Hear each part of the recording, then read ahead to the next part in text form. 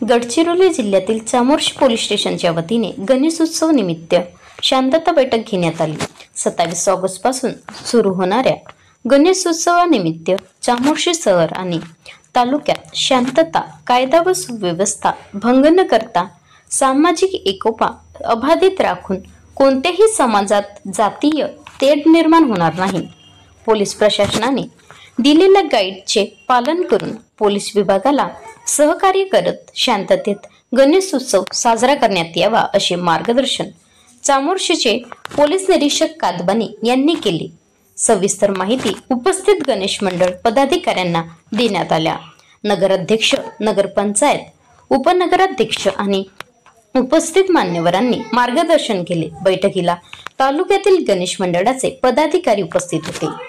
Maharashtra live news reporter Umesh Gajalpendiwar, taluka प्रतिनिधी गडचिरोली।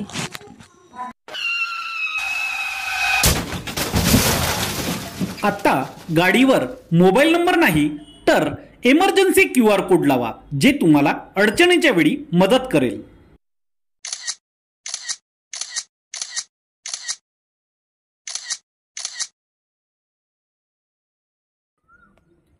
बनवा video, पाठवा व्हिडिओ, आम्ही तुमच्या न्याय हक्कासाठी लढा देऊ।